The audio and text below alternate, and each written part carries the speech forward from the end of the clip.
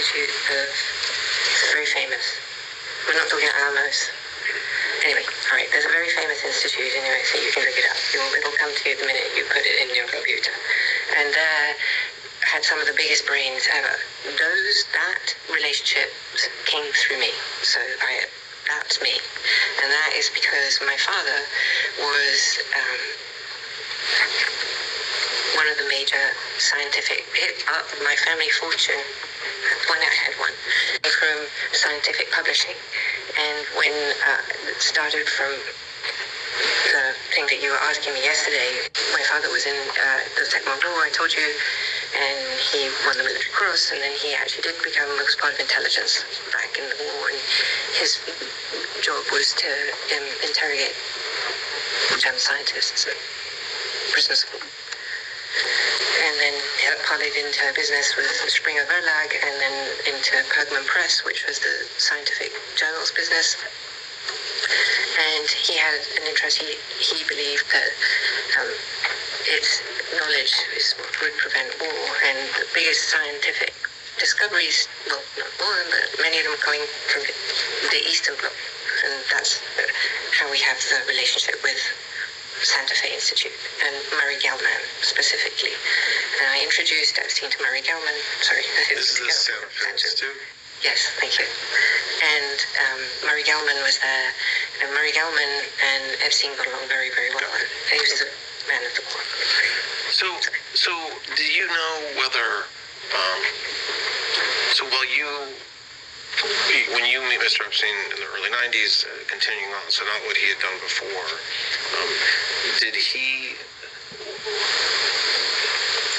why do you think, from what you saw or what you heard, he had the relationship, or wanted to have the relationships that he had with Harvard and with MIT?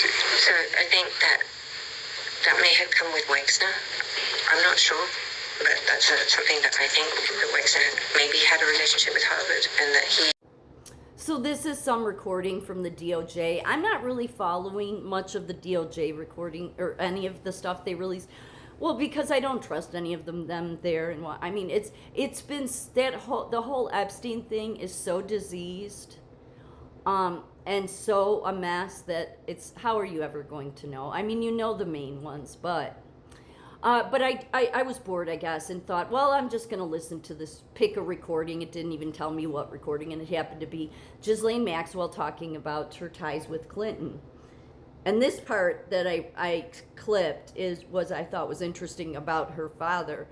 But what she did say about Clinton is she was friends with him long before Epstein was. She was involved in his, global initiative bullshit.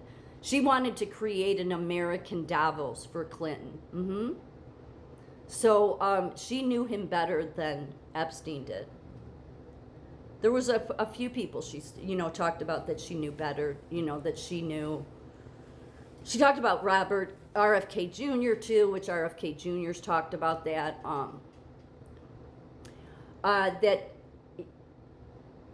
She also talked about knowing the Soroses, which wouldn't surprise me. Because in this clip, she's talking about her father, okay, and how he ended up acquiring or creating Pergamon Press, which was your peer-reviewed medical organist journal that people went to back in the day, okay? It is now, and then Elsevier, anybody who's been to any medical schooling at all or background knows the name Elsevier. Elsevier ended up in 1991 acquiring Pergamon Press. But the way he acquired it was because, after he escaped, because I guess he had family members that were killed in World War II, but it sounds like he served for France, and then he ended up serving for the British Army. And while he was in the British Army, he rose to high ranks and became an intelligence officer that was interrogating prisoners of war that were German scientists. Okay, we know what the German scientists were doing. They were horrible, horrible people. Like monsters. So he was interrogated. This would be all your precursor to your Operation Paperclip. Operation Paperclip reminds me every time that operation, which was all declassified a long, long time ago, that it's that very operation, and there's so many to point to, but that particular one that makes me realize why God told Adam and Eve, don't take from the tree of knowledge. You need to just listen to me. Really. Because what Operation Paperclip did was brought those the atrocities the German scientists were doing during World War II, instead of holding those scientists accountable. I don't know if they couldn't or what, but the big argument for our Operation Paperclip was that, well, we don't want these scientists to get in the hands of Russia. See, that's what happens when you don't let God lead, is you become that stupid. And then you say, we'll bring them here, but monitor them. Yet monitor them, and they've just been doing whatever the hell they want. Okay? I mean, maybe being controlled, but just to carry on with their research. Okay? Not a good idea. This is why. This is why we all have to learn. This is why we need God. This is why God did not want us taken from the tree of knowledge. He was going to give us that knowledge when we're ready for it. You can clearly see we have a lot of, fanciness with technology. Do we seem like we're at any mature state for it? Absolutely not. But this is what happens. Man is more concerned about, we have to be better than Russia. We have to beat China. Okay, it's just it's the immaturity mindset. Anyway. Robert Maxwell, Ghislaine Maxwell's father, served in the British Army during World War II after fleeing Nazi-occupied Czechoslovakia, which is now modern-day Ukraine. Born Ludwig Hoch in 1923 to a poor Jewish family, he escaped at age 16, joined the Czechoslovak exile forces in France, and later transferred to the British Army. Rising to captain, he earned the Military Cross for single-handedly capturing a German machine gun nest in 1945. And as you can see down here, leveraging wartime intelligence contacts, Maxwell entered scientific publishing by acquiring unpublished German research papers backlogged from the war, aided by British intelligence, to establish his firm in London. This launched his publishing empire. Later, is it marred or mirrored by scandals? But it's always been really, it's London that's controlled it. Yeah, so they've controlled all of ours.